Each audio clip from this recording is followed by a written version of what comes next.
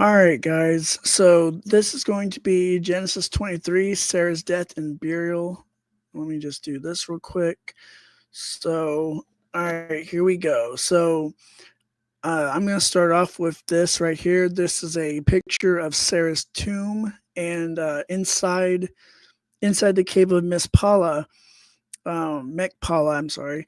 There's six cenotaphs that they're covered with decorated tapestries representing the tombs of the patriarchs and the matriarchs. So the actual burial places of Abraham, Sarah, Isaac, Rebecca, Jacob, and Leah are in the cave beneath it, but and that's where there's not any, you can't normally get access to it. Very few have seen the inside of that, but up above the cave there are these representations for them. So anyways, we're going to start with the Bible study now. And later, I'm going to show y'all some pictures. So, chapter 23, verses 1 through 20. Now, Sarah lived 127 years and died in the city of Kirjath Arba, or Hebron, in the land of Canaan. And Abraham mourned and wept for Sarah. Then Abraham stood up from before his dead and spoke to the sons of Heth, saying, I am a sojourner and I am a stranger among you. Give me therefore a burial place among you, that I may bury my dead out of my sight.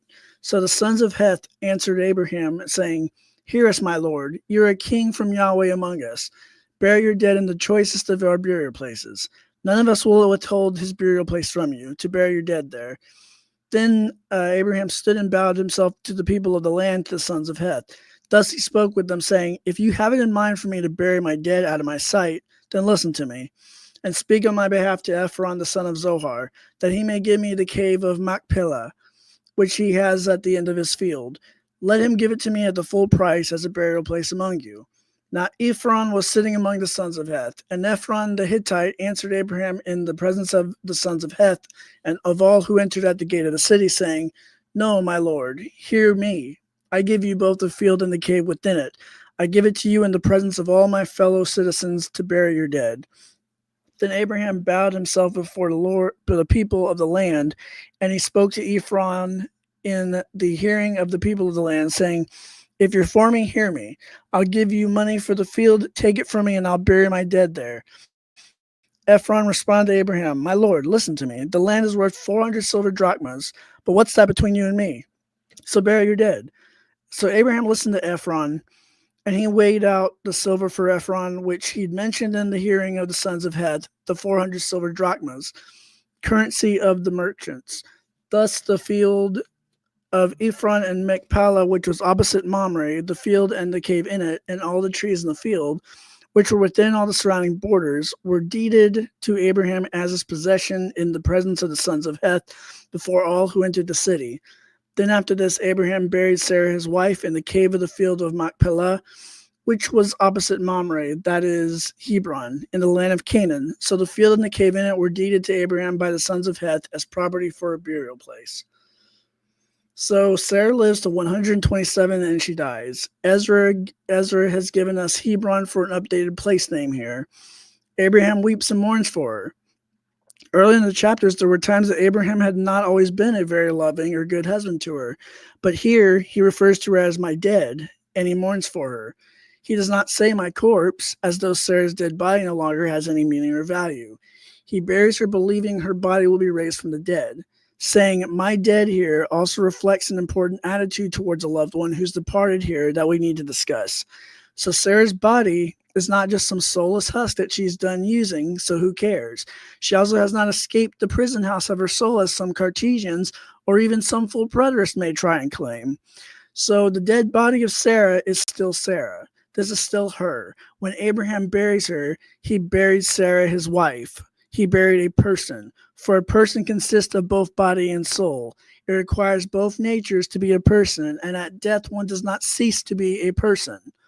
Therefore, Sarah's dead body was her dead body. It wasn't as part of her person, awaiting the resurrection from the dead. In the resurrection of the dead, her soul will be reunited with her body, which will then become immortal. Abraham's primary concern here is that she, Sarah, be given a proper burial and be buried in a particular place. The location is recorded here in the Torah. Why is that? So that he and his descendants could visit her. What does that mean? So it means that she's still there, that she has not ceased to exist and is still there at that place. Her body, her relics are still connected to her. Visitors there are visiting her and have a connection to her that has survived her physical death. Israelites did believe in an afterlife, and Genesis here, despite what some may try and argue, does prove it right here. So we'll even see that the first procession of holy relics will end up happening in Exodus when Israelites carry Joseph's bones out of Egypt. And Abraham is called a king of God by Heth's sons. They give him a burial place of his choosing. So Abraham tries to pay full price to Ephron's cave, but Ephron the Hittite refuses his money. So he does a little anti-haggling here and gives him the cave and the field. And at the gate of the city where they did their deals, the sons of Heth and Abraham and Ephron deed the land over to Abraham, and he buries Sarah. So this cave exists today, and it is a pilgrimage and a sacred site for Jews, Christians, and Muslims today. So here is the final deal here. I'm going to show you. This is the tomb of the patriarchs and the matriarchs. So the Machpelah cave is located in the west bank of Palestine. Part of the covering for this cave and the burial site was built by Herod the Great to cover the cave and protect the site. It is the only fully intact piece of architecture from the Herodian dynasty to survive.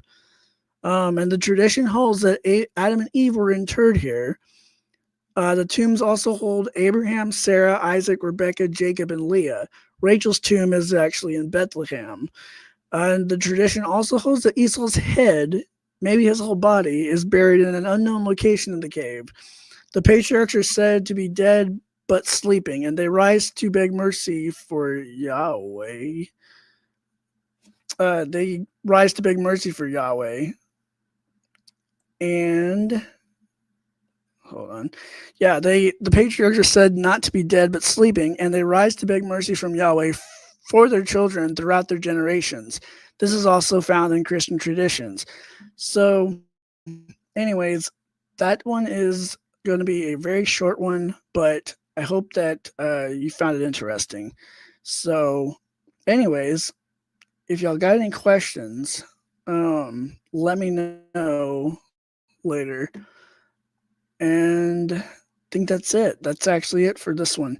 So if you like this one, hit like, subscribe, and next time we're going to do chapter 24 of Genesis. So anyways, hope you liked it.